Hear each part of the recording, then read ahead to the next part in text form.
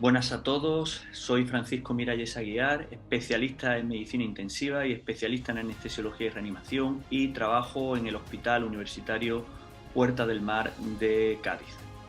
Antes de comenzar este taller teórico-práctico, me gustaría agradecer a Sonosite España por haber contado conmigo para este evento. El objetivo de este taller teórico-práctico, como os he dicho, es transmitiros la enorme utilidad de la ecografía a pie de cama y en concreto del score Vexus para detectar y monitorizar el daño orgánico asociado a la congestión venosa. En esta primera parte nos centraremos sobre todo en desarrollar o mostrar la fisiopatología de la congestión venosa y la utilidad del score Vexus con un caso clínico, y en una segunda parte eminentemente práctica os mostraré cómo medirlo a pie de cama. Así que bueno, voy a minimizar mi pantalla y comenzamos con el taller. Como sabéis, la reposición de fluidos en el paciente crítico es una terapia que empleamos de forma rutinaria y dirigida fundamentalmente a restaurar y mantener la perfusión tisular. Y esta terapia es muy compleja porque, como sabemos, si somos restrictivos, el paciente estará hipovolémico con el consecuente problemas de perfusión, fracaso renal, riesgo de isquemia cerebral y esplácnica y fallo de órganos. Y si administramos una cantidad excesiva de fluido, llevamos al paciente a un estado de fluid overload o hipervolemia, un estado de congestión, tanto en el territorio izquierdo con edema pulmonar, como en el territorio derecho con edema cerebral, renal, hepático, hipertensión intraabdominal y fracaso de órganos. Hay tres situaciones o escenarios fundamentales donde vamos a encontrar tres circunstancias donde vamos a encontrar congestión del territorio derecho, ya sea por una sobrecarga de fluidos, ya sea por un fracaso del ventrículo derecho o por hipertensión pulmonar no controlada. Por cualquiera de ellos, de forma aislada o de forma conjunta, estos tres factores, o aislado o de forma conjunta, pueden provocar un aumento de la presión venosa central. Y esto va a conllevar, por un lado, congestión venosa cerebral, con un síndrome cardiocerebral que se caracteriza fundamentalmente con edema cerebral y el desarrollo de delirio y encefalopatía.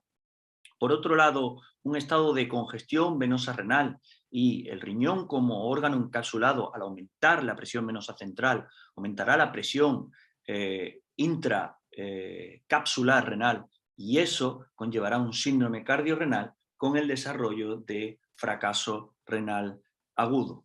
Por último, la congestión venosa a nivel portal también va a llevar a un síndrome cardiointestinal caracterizado por edema de asas, hilio intestinal, que conllevará una translocación bacteriana y el desarrollo de un estado proinflamatorio con endotoxemia y una situación de proinflamatoria.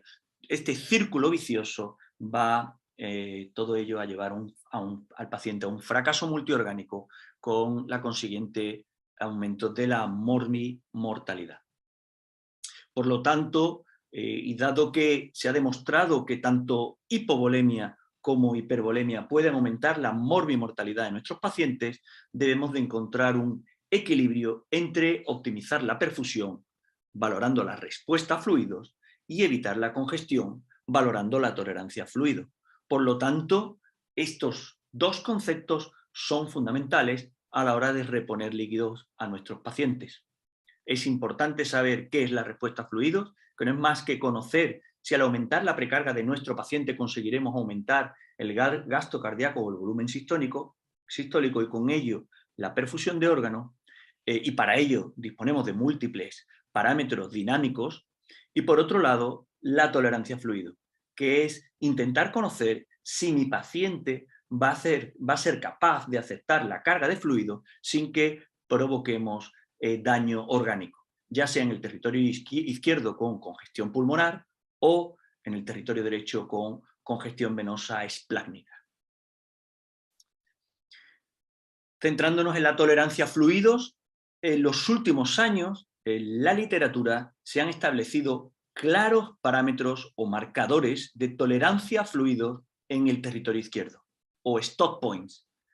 Ya se ha visto que en pacientes con un agua extravascular pulmonar medida por monitores de termodilución transpulmonar, con un agua extravascular pulmonar entre 3 y 7 mililitros por kilo, el paciente será tolerante a fluidos, y esto también se ha demostrado con la presencia de líneas A nivel pulmonar. Y un paciente con un agua extravascular pulmonar por encima de 10 mililitros por kilo o con un patrón de líneas B bilaterales será un paciente que no tolerará líquidos. Estos stop points o marcadores de tolerancia a fluidos en el territorio izquierdo son muy claros, pero en cambio, para valorar la tolerancia a fluidos en el territorio derecho, solo disponíamos de presión venosa central y el tamaño y colapsabilidad de la vena cava inferior. Y estos marcadores o parámetros estaban sometidos a múltiples factores de confusión, como pueden ser la presencia de PIB elevada, la ventilación mecánica, y por ello, tradicionalmente, hemos sido menos estrictos con estos stop points o puntos de no administrar líquido, permitiendo e incluso buscando presiones venosas centrales al reanimar de hasta 10 y 12 milímetros de mercurio, como en el protocolo de River. La conclusión es que están muy claros los stop points en el territorio izquierdo, pero no tan claros en el territorio derecho. Hasta que recientemente aparece el score Vexus, que nos permite detectar el daño orgánico, detectar y monitorizar el daño orgánico de la congestión venosa del territorio derecho. Como fisiopatológicamente, ¿qué ocurre cuando un paciente se congestiona? Bueno, la congestión del territorio derecho, cuando se congestiona el territorio derecho, ya sea por sobrecarga de fluido, ya sea por fallo del ventrículo derecho o porque el paciente tenga una hipertensión pulmonar no controlada, lo que va a hacer es que lo que va a ocurrir es que va a aumentar mucho la presión en la aurícula derecha. Esta presión en la aurícula derecha se va a transmitir de forma directa a la vena cava inferior, y la vena cava se empieza a distender.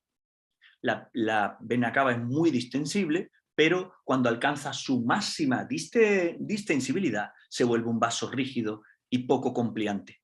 Es en este momento cuando las presiones de la aurícula derecha se transmiten de forma directa al drenaje hepático de las venas hepáticas, de forma directa también al drenaje de las venas renales y de forma indirecta a través del sinusoide hepático al drenaje venoso portal. Por lo tanto, en resumen, lo que intentamos analizar con el score Vexus es si existe una resistencia al drenaje venoso hepático, al drenaje venoso portal o al drenaje venoso renal. Y para ello debemos de aplicar Doppler en cada uno de estos vasos. Queremos detectar esta impedancia o resistencia al drenaje de los órganos que drenan en la vena cava inferior, a consecuencia, esa impedancia a consecuencia del aumento o de la rigidez de la vena cava cuando alcanza su máxima distensibilidad y se hace un vaso poco compliante. ¿Cómo se hace el score Vexus o cuáles son los pasos del score Vexus? Por un lado, lo que haremos será medir el tamaño de la vena cava inferior. Por otro lado, analizaremos qué ocurre con el Doppler venoso hepático. Después, qué ocurre con el Doppler venoso portal. Y por último, qué ocurre con el Doppler venoso renal. Para analizar el score, para utilizar el score Vexus o para explorar el score Vexus, podemos hacerlo con una sonda convexa o con una sonda sectorial. Pero es muy importante que, ya lo explicaremos en el taller práctico, que utilicemos un preset abdominal, dado que las velocidades Doppler, tanto de la vena hepática como de la vena porta como de la vena renal, son velocidades bajas. Por eso, aplicar un preset abdominal es importante a la hora del análisis Doppler. Como recordáis, miraremos primero cuál es el tamaño de la vena cava inferior, analizaremos qué ocurre con el Doppler venoso hepático, qué ocurre con el Doppler venoso portal y por último qué ocurre con el Doppler venoso renal. Empezamos con la vena cava. Tradicionalmente, el análisis de la vena cava era la única herramienta que disponíamos para estimar la presión venosa central. Tradicionalmente sabíamos que vena cava distendida y sin colapso significaba una presión venosa central elevada y vena cava colapsada o con un tamaño pequeño y con colapso significaba una presión venosa central baja. Esto en los extremos era muy útil, pero hay una amplia gama de grises o áreas donde la vena cava no nos ayuda mucho, por eso desde mi punto de vista, solo es útil en los extremos y por otro lado, en ventilación mecánica, era muy difícil extraer conclusiones de la estimación de la presión venosa central. En el score Vexus solo se tiene en cuenta si la vena cava mide más de 2 centímetros o menos de 2 centímetros. Pero quiero mostraros una serie de recomendaciones en el análisis de la vena cava fuera del score Vexus y que nos pueden ayudar a la hora de estimar esta vena cava. Fijaos, este artículo del 2017 del grupo de Tsukuba de Japón, de Noriko Ida, lo que hacen los autores es, en un análisis prospectivo de 60 pacientes a los que se realiza un cateterismo derecho, que son pacientes valvulares, con cardiopatía congénita o estudios de hipertensión pulmonar, se les hace un análisis ecocardiográfico en 3D de la vena cava. Y se mide, por un lado, se utiliza el eco 3D y se mide, por un lado, el eje corto de la vena cava y, por otro lado, el eje largo de la vena cava.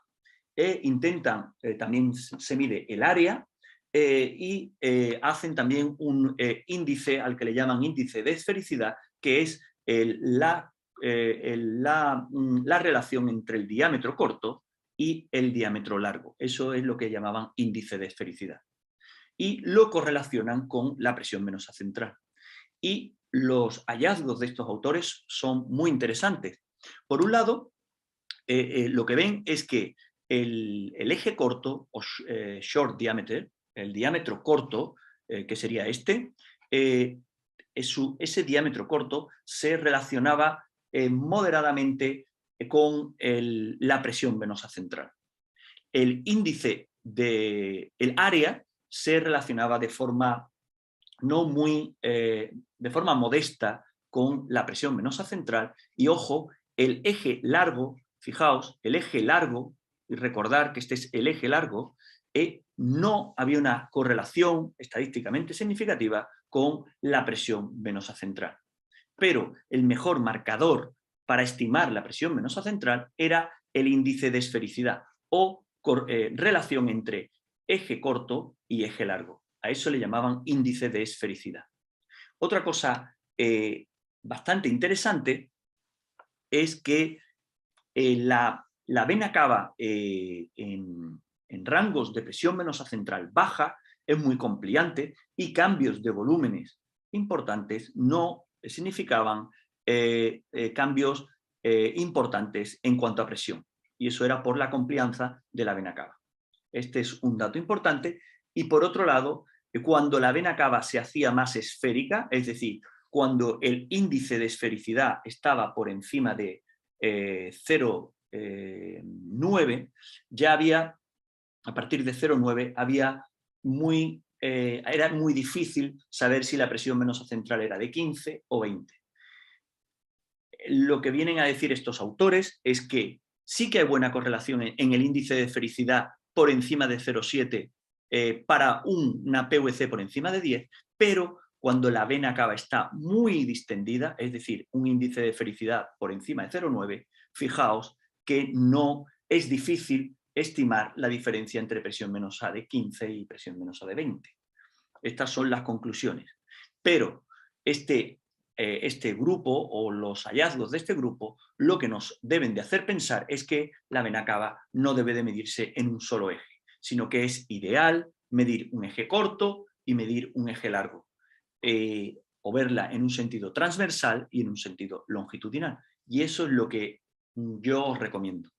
¿Cómo debemos insonar la vena cava inferior? Fijaos, si insonamos la vena cava inferior de forma tradicional, colocando el transductor a nivel de epigastrio o a nivel subsifoideo y en sentido longitudinal, con el puntero de la sonda dirigido a la cabeza del paciente, podemos creer estar insonando el verdadero eje mayor de la vena cava inferior, pero estamos paramedial y pensaremos que esta vena cava es pequeña cuando en realidad el verdadero eje es otro. Luego hay que alinearse muy bien con el verdadero eje de la vena cava y en ocasiones es difícil. Y otra cosa que yo no haría nunca es medir en modo M, ya que en modo M, con los cambios respirofásicos, habrá movimientos ascendente y descendente y lateromediales del hígado que me harán cometer errores en la medición del tamaño de la vena cava. Por eso recomiendo insonar la cava tanto en sentido longitudinal, intentando alinearse con el eje mayor, y en sentido transversal. Fijaos, la vena cava es un vaso con forma elipsoide que en un corte transversal que se colapsa anteroposterior. Fijaos, esta vena cava es una vena cava pequeña que se colapsa con la respiración en sentido anteroposterior. Por eso es importante verla en un corte transversal para ver el verdadero eje corto, ¿vale? Y lo que sí nos recomiendo es medir la vena cava en sentido coronal, porque cometeríamos el error del corte coronal. Y es que en un corte coronal, como veis aquí, mediríamos tanto en expiración como en inspiración, el eje no cambiaría. Esto es cuando insonamos la vena cava en un corte coronal. Es el error del corte coronal. Por eso los cortes recomendados son un corte transversal a nivel subsifoideo o epigástrico y un corte longitudinal intentando alinearnos sobre el eje mayor. Fijaos el error del corte coronal cuando insonamos desde lateral a medial, estamos insonando de lateral a medial y no hay cambios respirofásicos prácticamente cuando el verdadero diámetro era pequeño, como habéis visto en el vídeo anterior del colapso dinámico. ¿Qué ocurre con el flujo de las venas hepáticas? Bueno, para explorar el flujo de las venas hepáticas, y luego os lo mostraré en la parte práctica del taller, insonamos esta vez sí desde línea media axilar. Desde línea media axilar colocamos el transductor o bien la sonda convexa o bien la sonda sectorial y primero ponemos un Doppler color, recordar con un preset abdominal, y cuando colocamos el Doppler color intentamos insonar la vena cava inferior hacia la vena cava inferior en color azul porque se aleja del transductor, estará el flujo el Doppler color de la vena hepática, que es azul porque se aleja, y en rojo el de la vena porta. En ocasiones hay que hacer un pequeño movimiento de tilting o angulación hacia anterior con la cola del transductor hacia la cama, dirigido hacia arriba el transductor, porque no están en el mismo plano. En otros pacientes sí que podremos ver en el mismo corte el Doppler en color rojo de la vena porta que se acerca al transductor hacia el hígado y el Doppler en color azul de la vena hepática. Bueno, pues cuando analizamos la vena hepática ponemos el volumen de muestra en la vena hepática y en condiciones normales la vena hepática tendrá una onda reversa que coincide con la contracción auricular, una onda S que coincide con la sístole del ventrículo derecho cuando el ventrículo derecho se contrae, permite que sangre vaya desde el hígado hacia la vena cava inferior, por eso hay un flujo que se aleja del transductor durante la sístole del ventrículo derecho, y habrá otro de nuevo flujo hacia la vena cava inferior en la diástole del ventrículo derecho. Este sería un flujo de vena hepática normal, una onda reversa y una onda S mayor que la onda D. O sea, hay más flujo en la sístole del ventrículo derecho hacia la aurícula derecha que durante la diástole del ventrículo derecho. Cuando aumenta la congestión, lo que ocurre es que la onda S se hace menor que la onda D, como veis en este Doppler, onda A reversa, onda S menor que D, y cuando el grado de congestión es extrema, hay una impedancia al drenaje venoso hepático, lo que ocurre es que la onda S se invierte y solo hay drenaje en diástole. Fijaos, en sístole, en la onda A y la onda S se fusionan, onda A, onda S y onda D. Solo hay flujo en diástole cuando hay una congestión extrema. En cuanto al flujo venoso portal, recordar, colocamos la sonda en línea media axilar, haciendo en ocasiones un pequeño movimiento de tilting para insonar la vena porta, y el flujo de la vena porta, que recordar lleva sangre de la vena esplénica y de la vena mesentérica superior, es un flujo con un color, en el Doppler color rojo, porque se acerca al hígado, se acerca al transductor. Cuando ponemos el volumen de muestra ahí, ponemos un Doppler pulsado, como antes en la vena hepática, y el Doppler venoso portal suele ser un flujo lineal o débilmente pulsátil. Cuando aumenta la congestión en el ventrículo, cuando aumenta la congestión derecha y aumenta la presión en la aurícula derecha, esta presión se transmite a la vena porta y el flujo será oscilante, pulsátil. En condiciones normales es débilmente pulsátil o lineal y será pulsátil. ¿Cómo podemos medir la fracción de pulsación o el índice de pulsación? Pues medimos la velocidad máxima menos la velocidad mínima partido de la velocidad máxima por 100. En condiciones normales, esta fracción de pulsación o este índice de pulsación será menor del 30%. En condiciones patológicas será mayor del 50%. Y por último, insonaremos el qué ocurre con el flujo venoso renal. Cuando colocamos el transductor en línea axilar posterior, un poco más abajo de donde estábamos insonando la vena hepática y la porta, veremos el riñón. Un truco para poder insonar bien el riñón es intentar bajar la escala del color a 12, 14 centímetros segundo, porque estos vasos son mucho más pequeños y en ocasiones es muy difícil insonar estas venas, porque con la respiración del paciente se mueven los vasos y es difícil insonarlo. Por eso, primero bajar la ganancia, bajar la escala, poner una escala del color más baja, entre 12 o 14 centímetros segundo, y insonar a nivel córtico-medular, no a nivel de venas y arterias principales, sino a nivel córtico-medular, interlobar. A ese nivel, este nivel córtico-medular o interlobar, venas y arterias, como veis, van paralelas, y por eso en el mismo, colocando el volumen de muestra del Doppler pulsado, tendremos un registro que se acerca al transductor y que es positivo, que es el registro arterial, con sístole y diástole, y por otro lado un registro que se aleja del transductor, que es la vena, que es un registro continuo de drenaje venoso. En condiciones normales, el flujo venoso desecharemos, o no nos fijaremos mucho en la fase arterial, nos fijaremos mejor en la fase venosa, porque estamos hablando de un score de congestión venosa, y en condiciones normales el flujo venoso renal o el riñón drena de forma continua, como veis aquí. El Doppler sería un sonido tal que de un flujo continuo. Cuando aumenta la congestión derecha, lo que ocurrirá es que el flujo, en vez de ser continuo, se vuelve discontinuo, bifásico. Ya no será continuo, sino se sonará tal que así.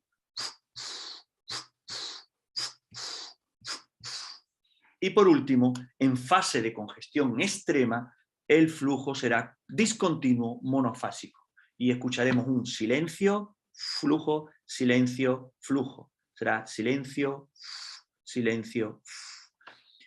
Como podéis ver, en este caso, el drenaje continuo asegurará que el riñón pueda drenar de forma normal.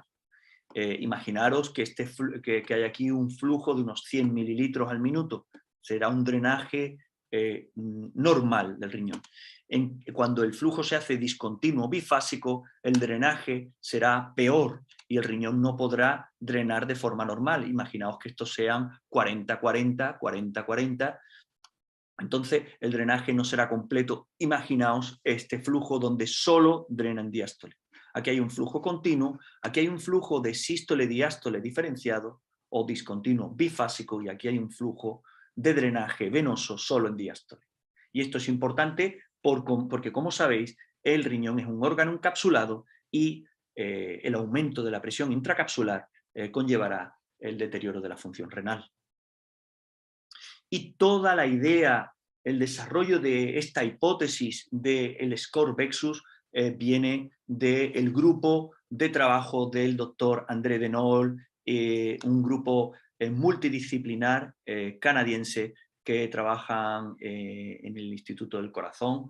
Es un equipo formado por intensivistas, anestesiólogos y nefrólogos, y comienzan con una serie de casos allá por el abril del 2017, después un estudio retrospectivo con 102 pacientes donde ya van analizando qué está ocurriendo o cómo se correlaciona el grado de congestión con el Doppler portal, y por último estos dos estudios ya en el 2018, en octubre del 2018, ya es un estudio observacional prospectivo en pacientes en el posoperatorio de cardíaca, en 145 pacientes, y luego el último, que es el estudio que da origen al score Vexus, que se publicó en abril de 2020. Me centraré en estos dos últimos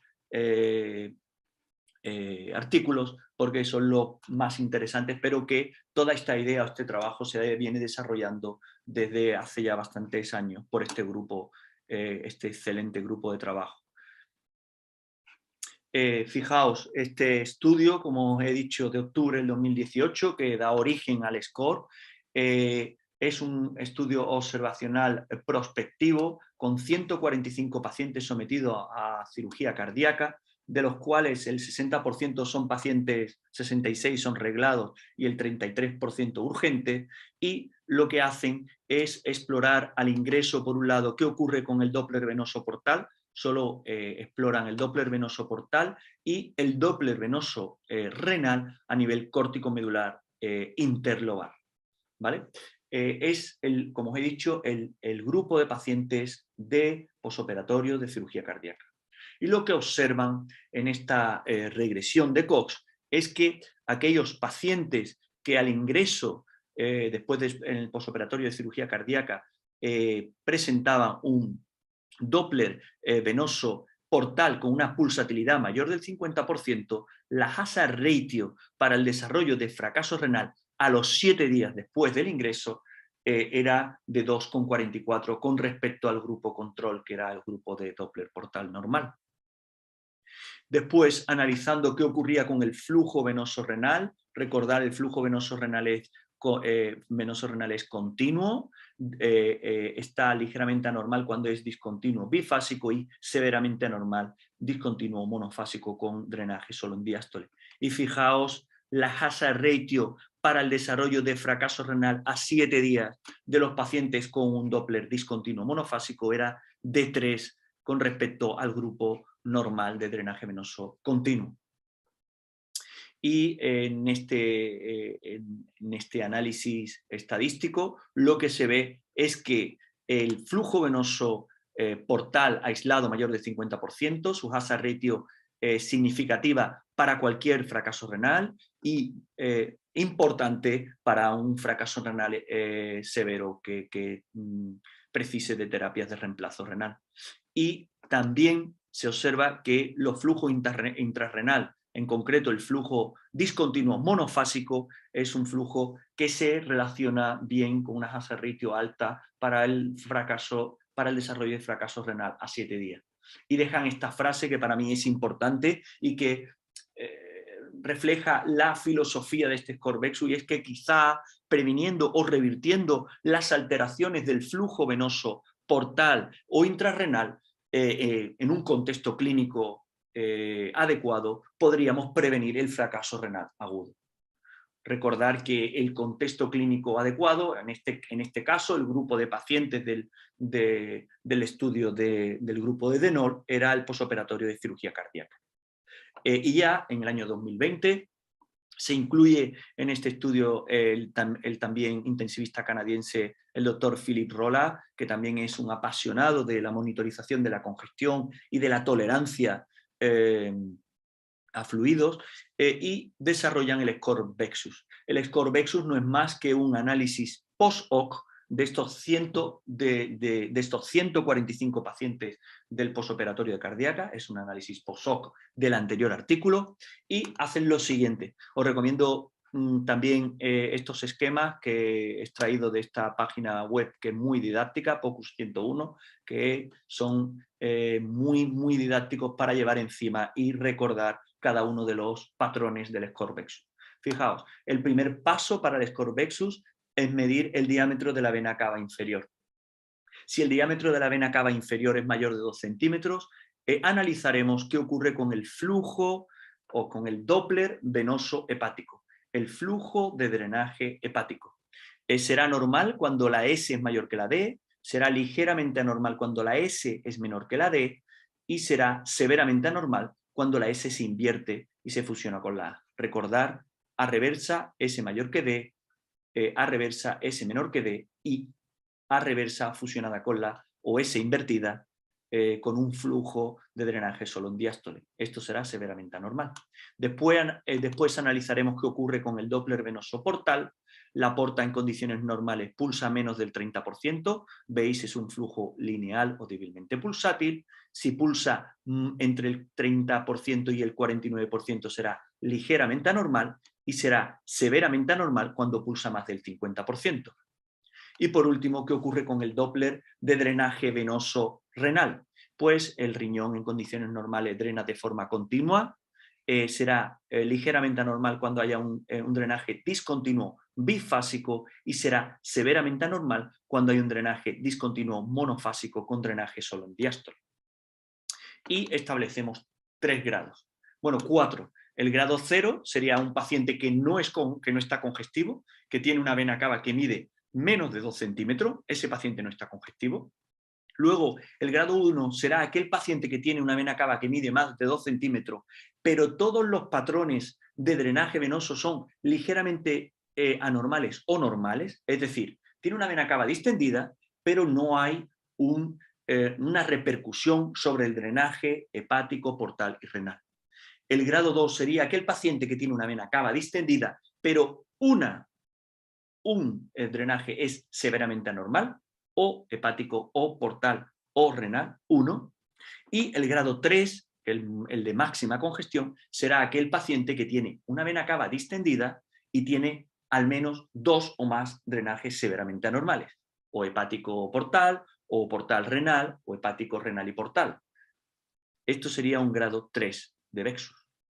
Fijaos en el análisis multivariante del score Vexus, la hazard ratio cruda en el score Vexus 3 es de 3,69 con respecto al Vexus 1 o Vexus 0, a la referencia que es el Vexus 0, fijaos.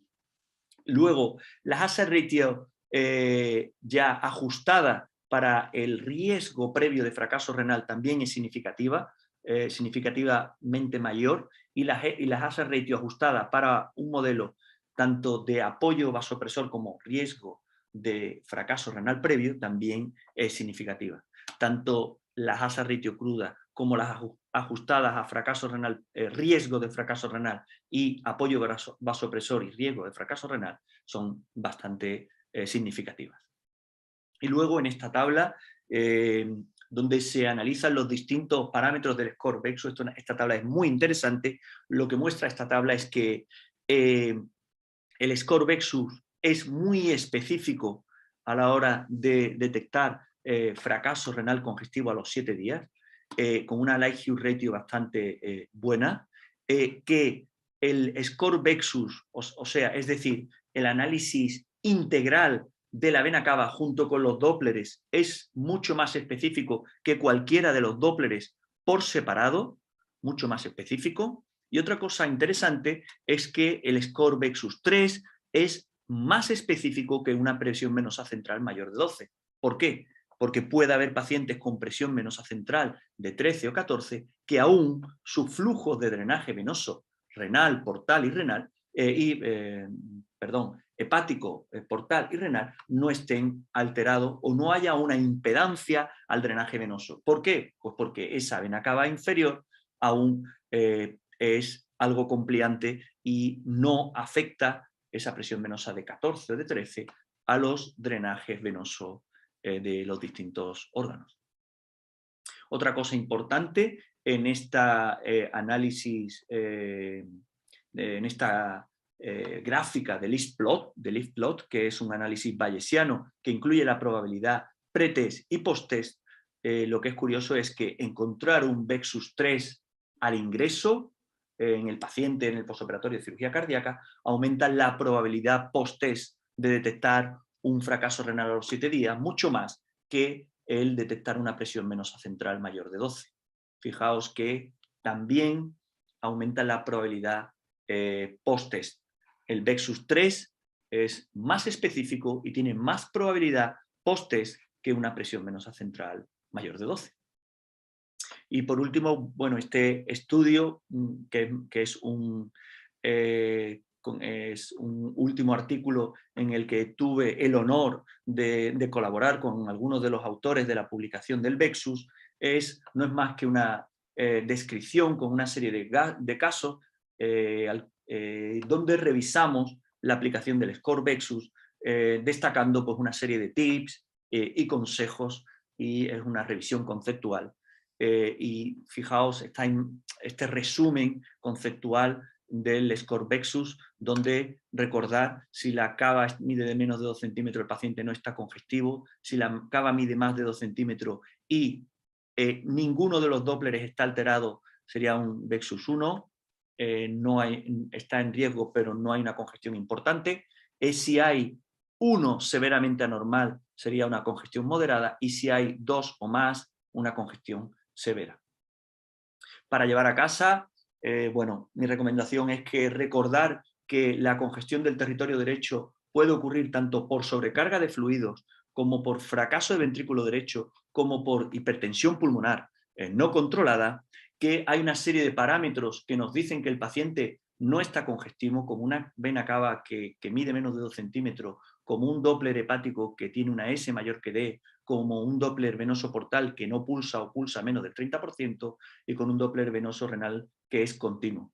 Y hay unos marcadores de congestión, que es una vena cava distendida más de 2 centímetros y sin colapso. Cuidado con el Doppler hepático de S invertida, el Doppler venoso portal que pulsa más del 50%, o el Doppler venoso renal discontinuo monofásico con drenaje solo en diástole. Y es importante que tengamos o le demos la misma importancia o le demos tanta importancia a las líneas B bilaterales que ya conocemos todos en el pulmón como stop point del territorio izquierdo, y pongamos al mismo nivel el score Vexus 3 con los patrones severamente anormales, tanto hepático como portal como renal. Y este es mi mensaje. Demos la importancia al score Vexus, midamos, detectemos la tolerancia a fluidos y monitoricemos la tolerancia a fluidos con nuestras intervenciones. Y por último, este caso clínico, para acabar la primera parte del taller. Este es un paciente en el postoperatorio de cirugía cardíaca de nuestro hospital, de nuestra UCI de anestesia del Hospital Puerta del Mar. Es un varón de 81 años que tenía una insuficiencia mitral severa y se sometió a una sustitución valvular mitral por una válvula biológica. Ya tenía hipertensión pulmonar moderada, uno de los factores que pueden llevar a congestión, pero encima, además, en las primeras 24 horas tuvo una disfunción moderada de ventrículo derecho.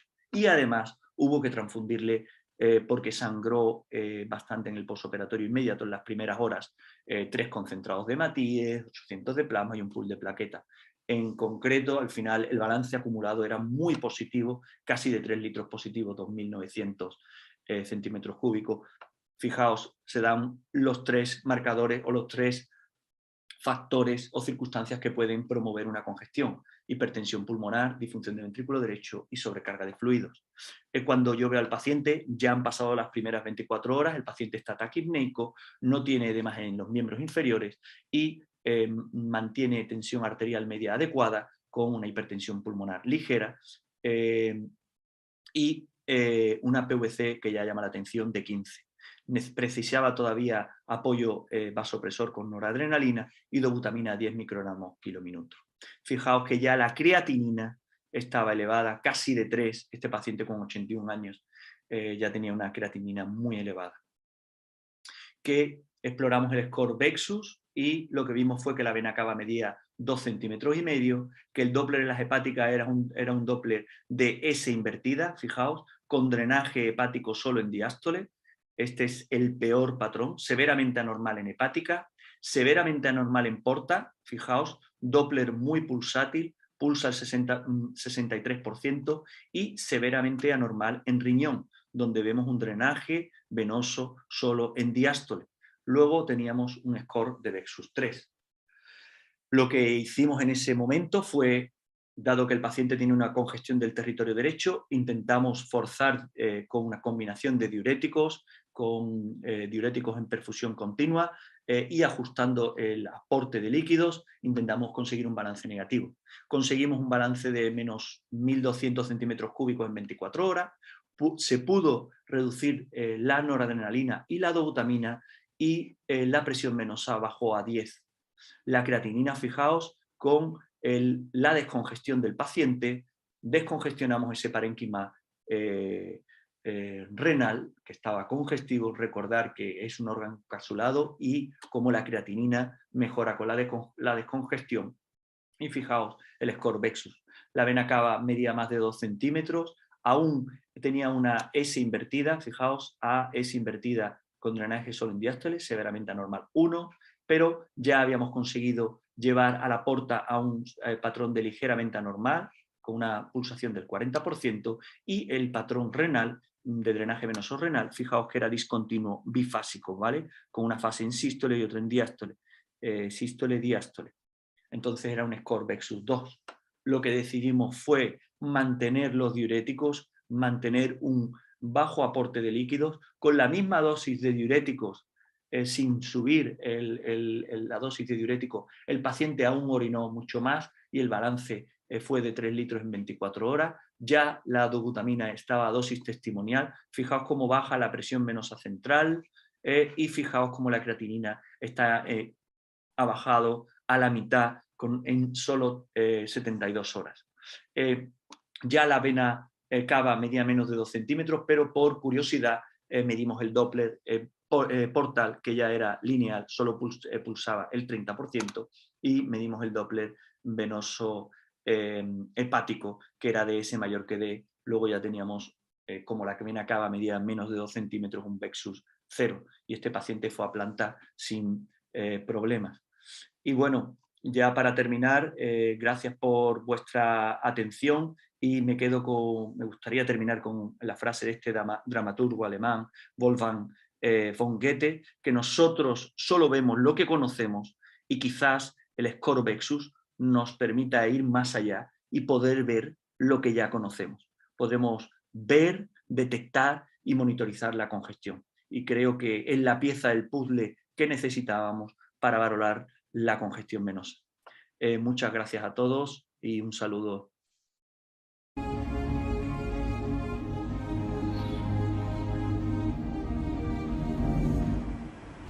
En este score VEXUS, lo que pretendemos, por un lado, es detectar cuál es el tamaño de la vena cava, medir el tamaño de la vena cava, y por otro lado, medir flujos de drenaje venoso a nivel de vena hepática, de vena porta y de vena renal. Para ello utilizaremos un preset abdominal, dado que estas venas tienen unas velocidades en torno a 20 o 30 centímetros por segundo. Por ello es importante que adaptemos el preset abdominal para detectar bien esos flujos. y utilizaremos una sonda sectorial o una sonda convexa. Cualquiera de las dos es válida. Recordar, preset abdominal para detectar flujos de bajas velocidades y sonda sectorial o sonda convexa.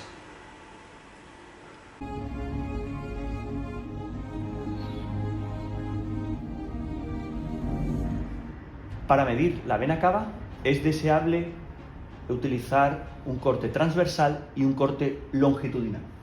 Para el corte transversal colocaremos la sonda a nivel de epigastrio con el puntero dirigido hacia -cuarto e intentaremos insonar para ver la salida de las venas hepáticas. Como veis aquí, salida de las venas hepáticas. Un poco más abajo y a ese nivel paramos y medimos el diámetro antero-posterior de la vena cava inferior. Es importante esta medida, dado que la vena cava, su colapso respirofásico es antero-posterior. Como veis ahora, si el paciente inspira profundamente, el colapso es antero-posterior.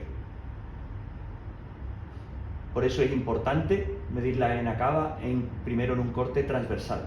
En este corte lo que identificamos es cuerpo vertebral con su sombra posterior, un cilindro anecogénico que es la aorta descendente y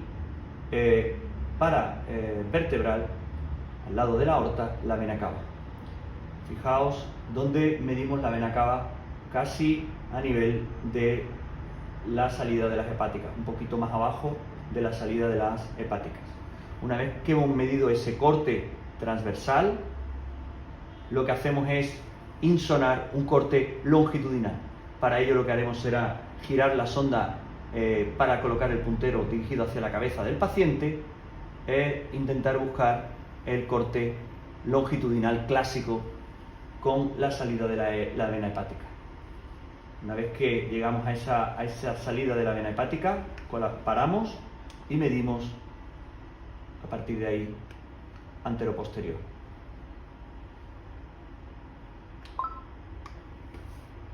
Fijaos que es muy importante intentar insonar la vena cava en sentido longitudinal, colocando la sonda para alinearnos con el verdadero eje mayor, y por eso el corte transversal nos permitirá contrastar si estamos alineados con el verdadero eje mayor, porque nuestra medida antero-posterior debería coincidir en un corte transversal, antero-posterior.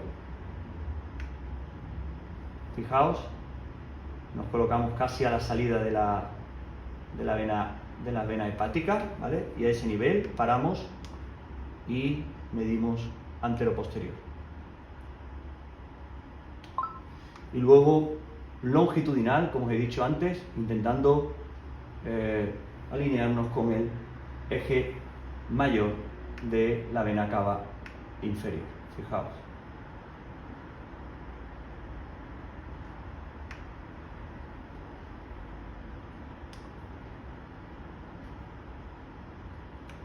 Este contraste, utilizando los dos planos, tanto transversal como longitudinal, nos permitirá ser más certeros en la medición de la vena cava.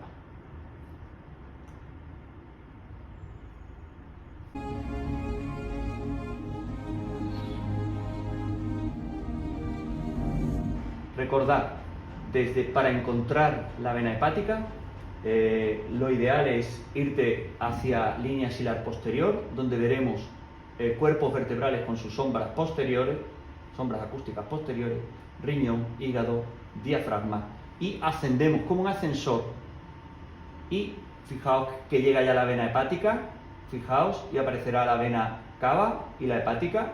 Recordar que la vena hepática en color es una vena con un flujo predominantemente azul, porque se aleja del transductor y va hacia la vena cava inferior.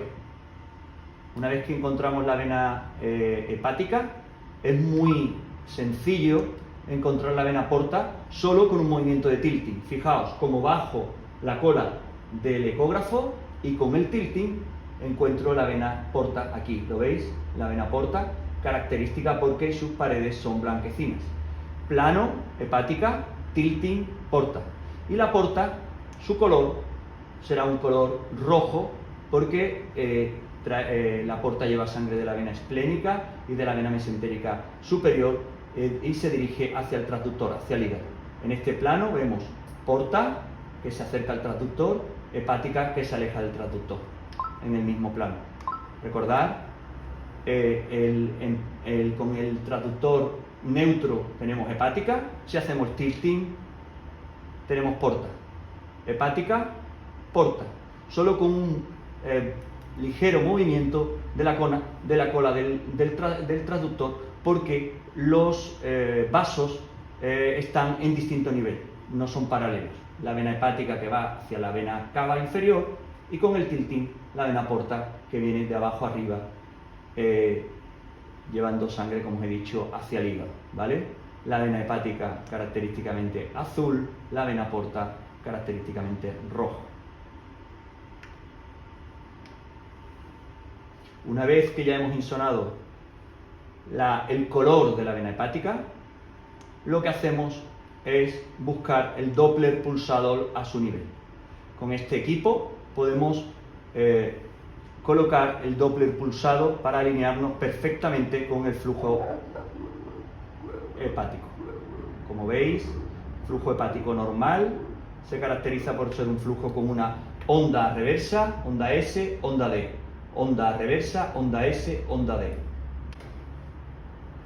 De nuevo, una vez que tenemos la hepática, recordar, de la hepática a la porta podemos pasar con el tilting y ahí tenemos la porta con un color rojo porque se acerca al transductor, y esta vez insonamos la porta para alinearnos bien con ella. Ponemos el transductor, el volumen de muestra dirigido o en el centro del vaso y vemos cómo característicamente la porta tiene un flujo lineal o muy débilmente pulsátil. ¿Veis? Con poca diferencia entre velocidad máxima y velocidad mínima. Normalmente no hay más de un 30% de diferencia entre velocidad máxima y velocidad mínima. La porta tiene una pulsatilidad en condiciones normales de menor del 30%.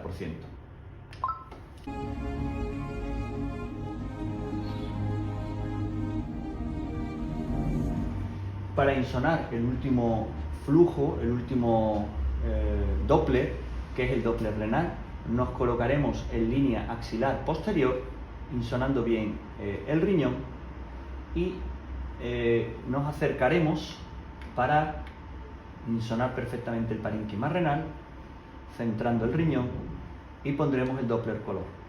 Es fundamental insonar a nivel córtico medular, interlobar. Fijaos, a este nivel arterias y venas interlobares son paralelas, y cuando insonamos aquí, este es el Doppler más difícil de conseguir, porque como veis los vasos son pequeños y en ocasiones hay que decir al paciente que expire para poder insonar bien o mantenga la respiración, el Doppler a ese nivel.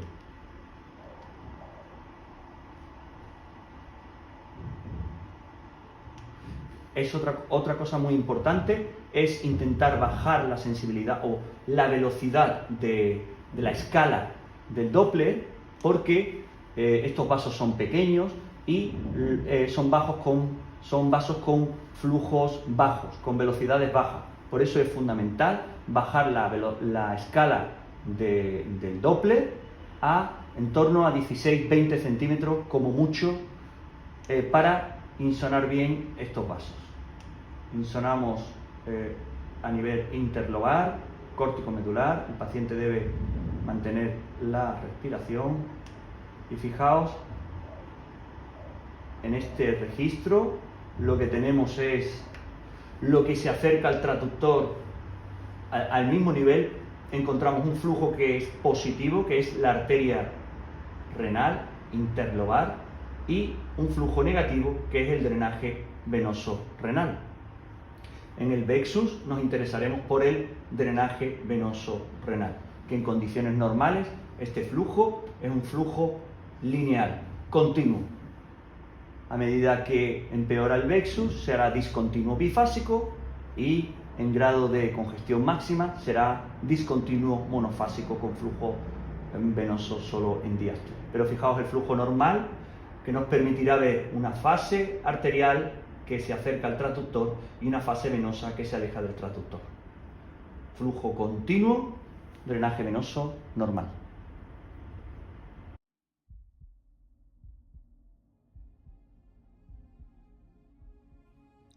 Bueno, espero que os haya gustado el seminario del doctor Francisco Miralles con el Sonosite PX y que esto os ayude a implantar Vexus en vuestro lugar de trabajo. En la descripción de este vídeo hemos puesto un link donde podéis descargar las imágenes, además de más contenidos relacionados. Además, en los comentarios nos podéis decir sobre de qué os gustaría que tratase nuestro propio seminario para tenerlo en cuenta. Nosotros nos comprometemos a seguir creando contenido de calidad y muy práctico. Un saludo y hasta la próxima.